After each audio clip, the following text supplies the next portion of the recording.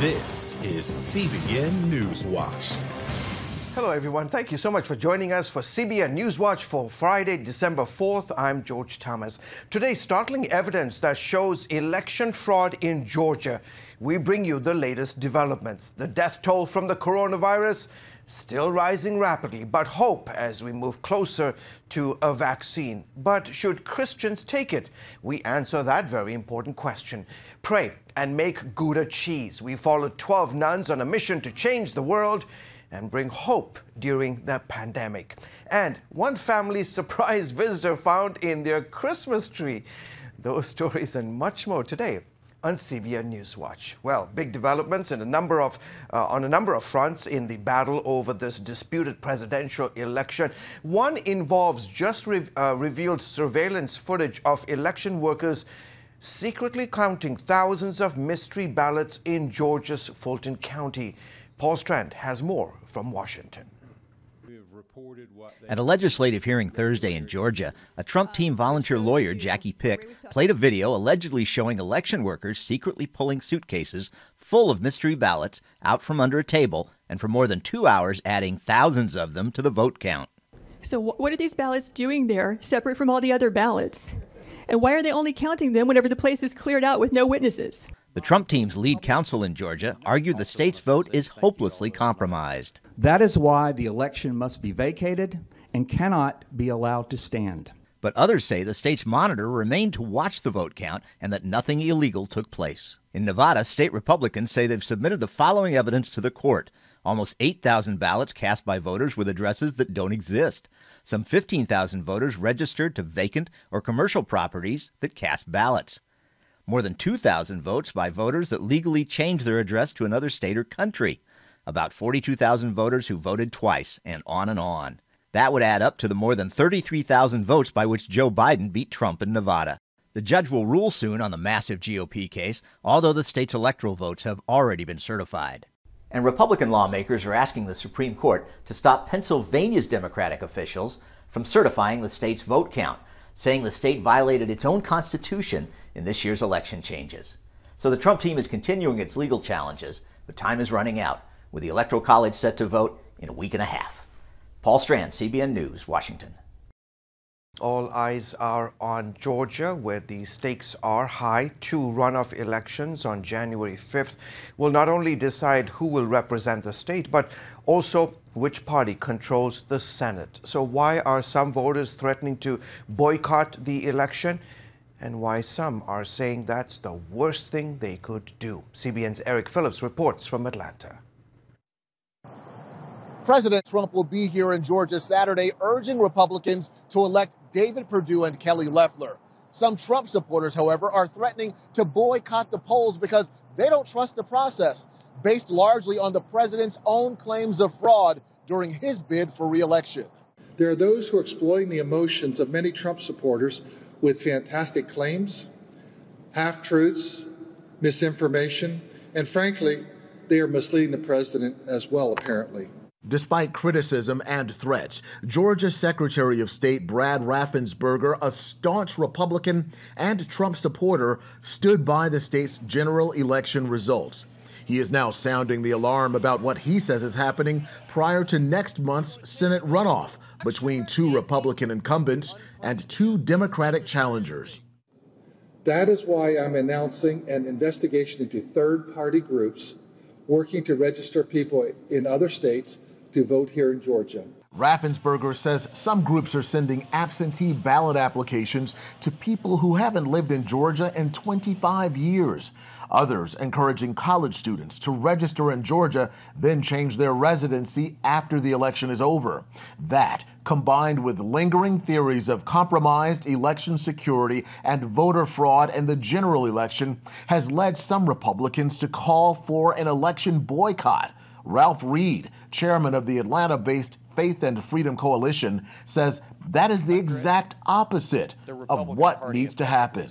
That would be giving the other side control of the country by default, and that's checking out of the process, and that's not consistent with my understanding of Christian citizenship. His organization is helping to recruit about 300 poll watchers and workers for the runoff. The way to make sure that this election isn't stolen The way to ensure election integrity is not to walk away from the election.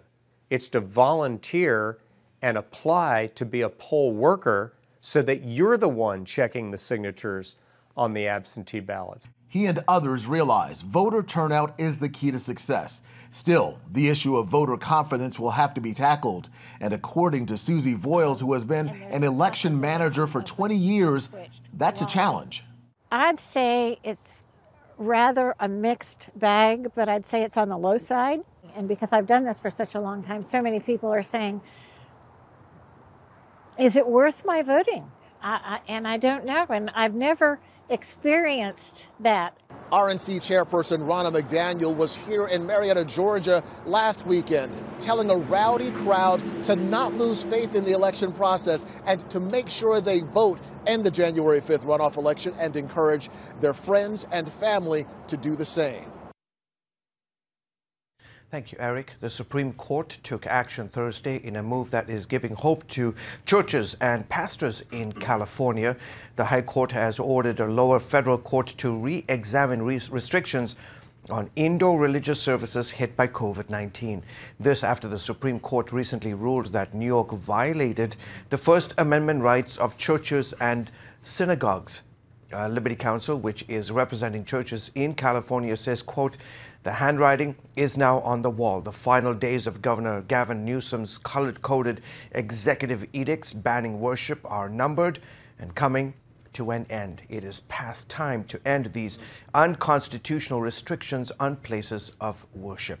According to the group, Newsom's orders banned all in-person worship for 99% of Californians.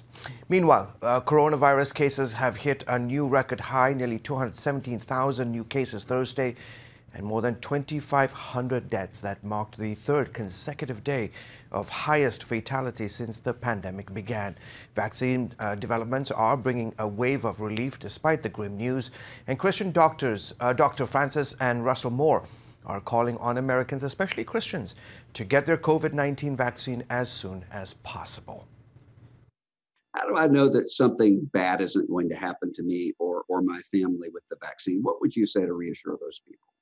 Well, here's a great opportunity for Christians to say, let's really look at the truth. If you're trying to size up benefits and risks, and if you believe that God gives us the opportunity to act as his agents to try to relieve suffering and death, then it seems like this is a pretty good balance.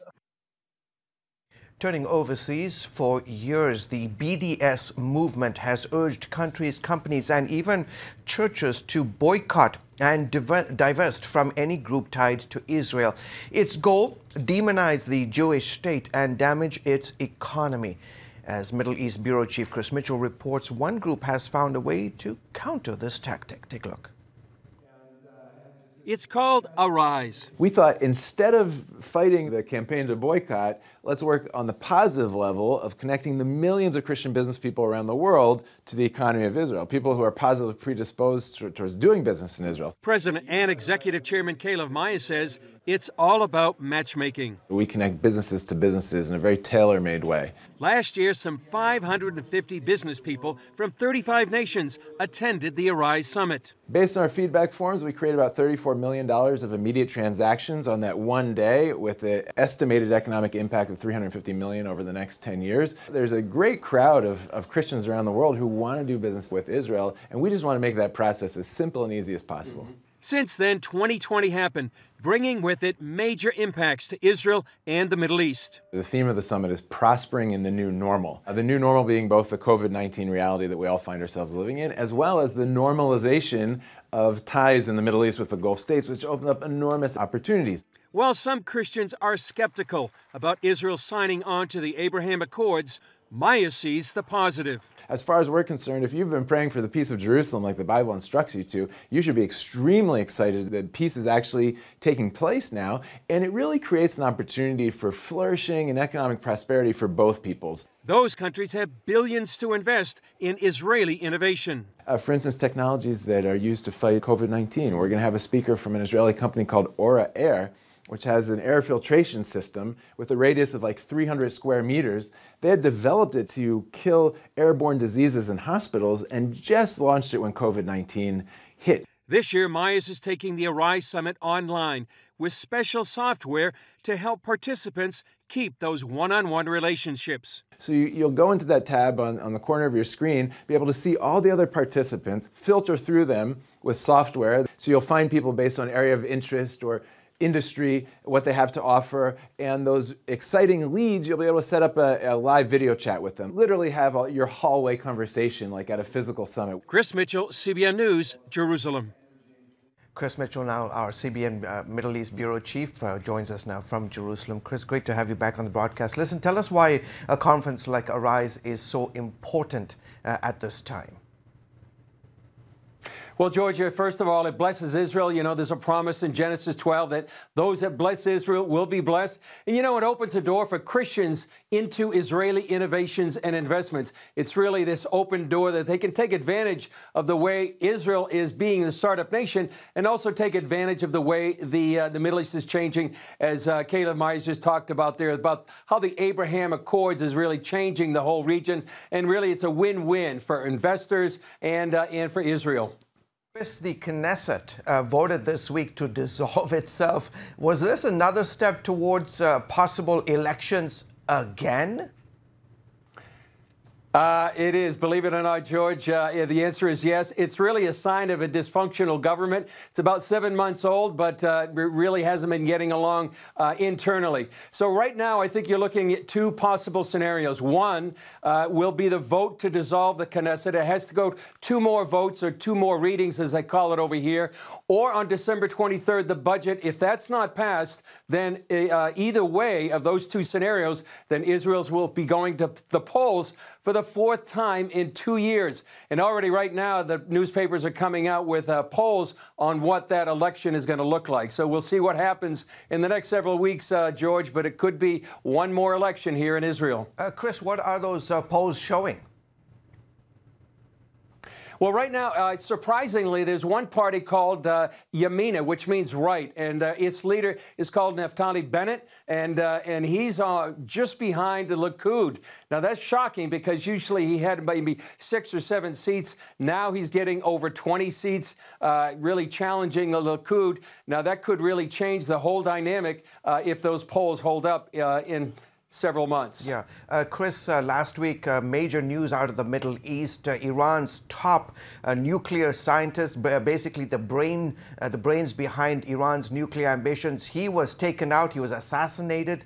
Are Jews worldwide and Israelis on a high alert? They are. Right now, Israelis, the National Security Council just issued a warning that Iran could be planning attacks on Israelis or Jewish centers worldwide. Targets could be synagogues, kosher restaurants, community centers, and even Jewish museums. So, yeah, there is a threat. They say it's a high motivation for these terrorists. And they also warned about possible terrorist activity in Europe during the Christmas holidays. So, and they especially are warning Israelis when traveling to be very vigilant. Chris, you're the host of Jerusalem Dateline. Tell us real quickly, what do you have planned this week? Well, this week we're going to have more about Arise. We have a full interview with Caleb Myers right there. We also have a segment. It's a new one, George. It's called Reading the Bible in the Land of the Bible. Not too far from here, we went to the Judean wilderness. We talked. We read from Luke chapter 1. It's really the preface to the Christmas story. We also have a story about Ethiopian Jews arriving here to Israel. That's one of fulfillment of prophecy. Also, a little more about the Israeli elections and all that on this week's Jerusalem Dateline and more. So, George, I hope you're going to be watching. I certainly will. Folks, you can see more news from the Middle East from Chris and his awesome team tonight on the CBN News Channel at 8:30 Eastern. Coming up, these 12 sisters in Crozet, Virginia are praying and making cheese. Find out why their product is in high demand and the difference their prayers are making in this pandemic.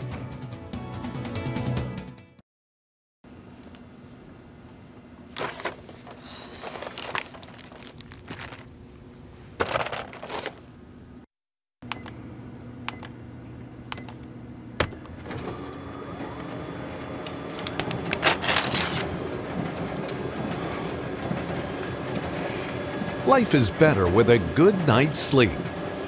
Get your free DVD or booklet of Protect Your Sleep today. I'm Ephraim Graham, and this is Studio 5.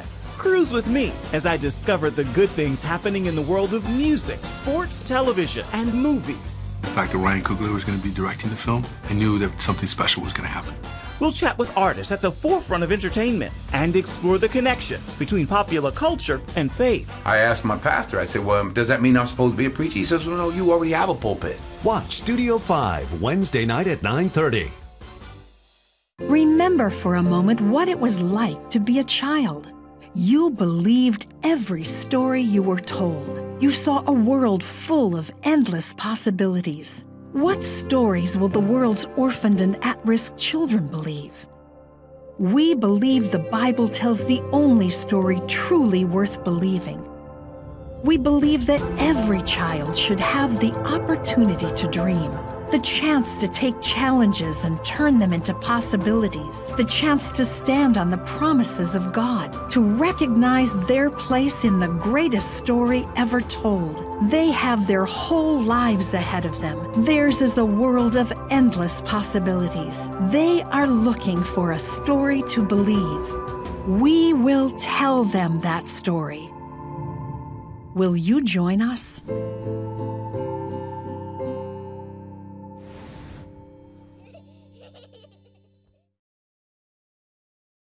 Welcome back, folks. A few years ago, we introduced you to a group of nuns who do two things very well: pray and make Gouda cheese. In 2020, they're still at it, and as Heather Sells shows us, they have a special burden to pray for those suffering and serving in this pandemic. This is the heart of this cloistered Trappist nun community, gathering for worship and prayer 7 times a day, starting at 3:15 in the morning. And this is the Cheese Barn, where the 12 sisters at Our Lady of the Angels make close to 20,000 pounds of Gouda every year. Most of their $250,000 business is mail order, although some local shops drive out monthly for the cheese their customers crave. The flavor's great. It's on the mild end in terms of intensity, but it's delicious and really versatile. You can use it for cooking, or you can just nosh it with salami and olives and bread. When they started, the nuns knew nothing about how to make cheese. Today, they literally cannot keep up with the demand from food connoisseurs around the country. It sort of sells itself. People get it as a gift.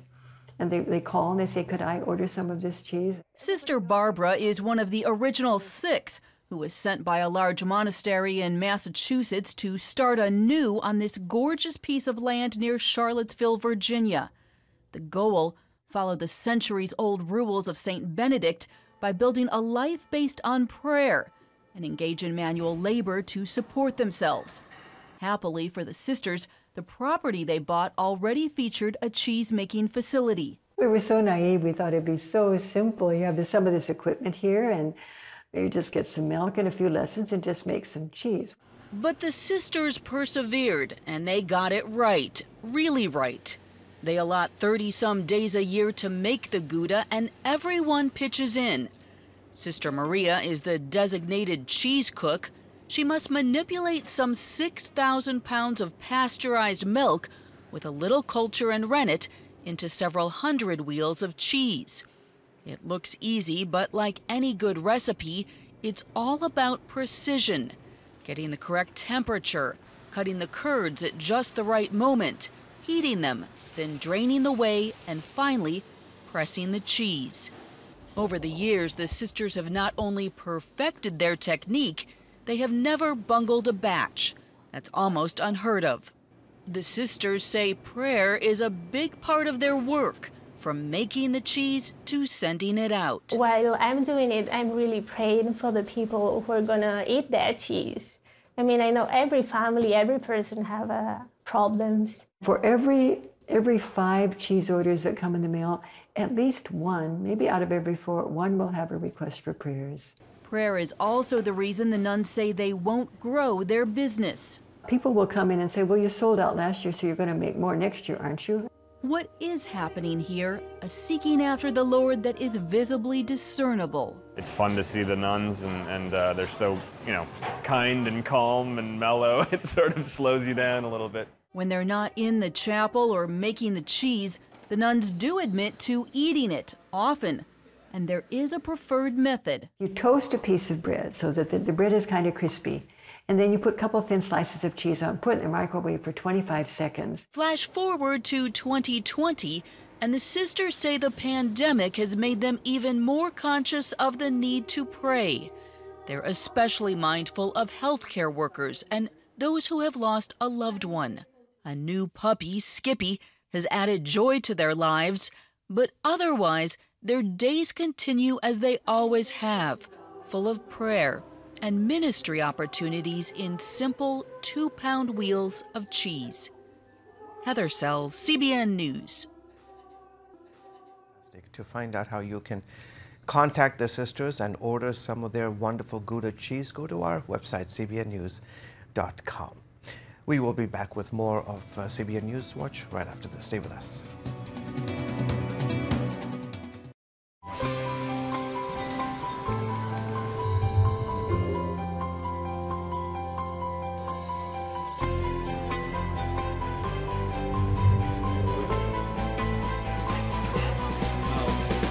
I am Region's first ROTC graduate student.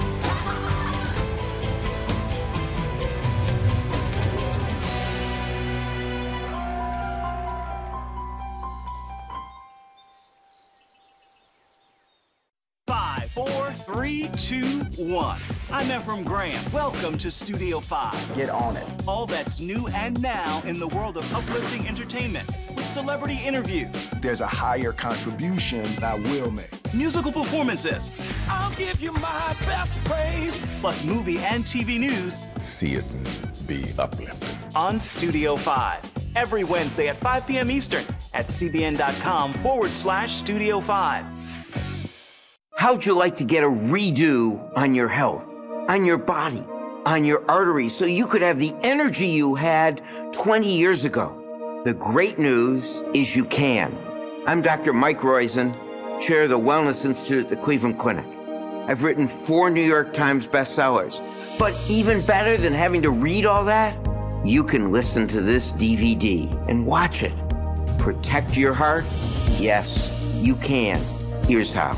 Go to CBN.com or call 1-800-700-7000 for your free copy of Protect Your Heart. Let the medical experts show you their new discoveries on how to avoid heart disease and even reverse it. Easy steps to uncover the hidden dangers in your medicine cabinet, reduce stress, and get a complete do-over for your health. Call 1-800-700-7000. That's 1-800-700-7000. Or go to CBN.com to claim your free copy of Protect Your Heart. Welcome back. Devastating floods submerged an entire province in the northern Philippines recently, trapping residents on rooftops for days. They lost crops and livestock, their only sources to buy food. As Lucille Talusan reports, Operation Blessing rushed in to provide relief and comfort. Josephine Buendia tells CBN News how flooding kept her family and others on their rooftop for 4 days. It was very frightening. We prayed to God to stop the floods because the water kept on rising, almost reaching our roof. Typhoon Vamco ripped through the Philippines, submerging the entire province of Cagayan, depriving residents of food and water for days. We pitied the children because we did not have enough food. Rice and 2 packs of instant noodles was shared among the 4 families. Josephine's family and others lost most or all of their crops. It's heartbreaking. All our crops were destroyed. What's worse is we were not able to save our water buffaloes that we used for farming. Everything happened so fast. It's our lives that mattered first. Village Chief Grace Reyes must now help constituents dealing with dire conditions. I pity our people because they lost a lot and their source of livelihood. All I can do now is to ask for help from organizations to augment their immediate needs. The people of the village were overjoyed when Operation Blessing came to bring them food, mats, blankets, towels, and water jugs.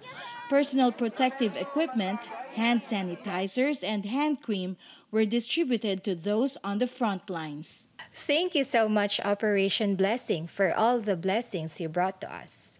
More than 1,500 families in the hard-hit villages of Cagayan received assistance. Other OB teams provided relief to other provinces also devastated by the typhoon. Josephine says the assistance from Operation Blessing is helping them deal with their ordeal. Thank you for all the help you gave us. It has encouraged us so much. We feel like we did not experience the flood at all. Lucille Telusan, CBN News. Coming up, hear what one Australian family did after they found an intruder hiding in their Christmas tree. Wow. Stay with us. We'll be back right after this.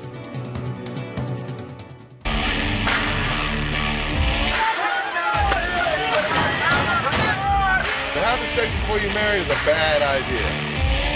Don't tell me there's no such thing as gun violence. That just depends on your definition of when life begins. Watch Dan and Dale tackle trending topics that test your faith on the next Faith Wire, Monday night at 9:30.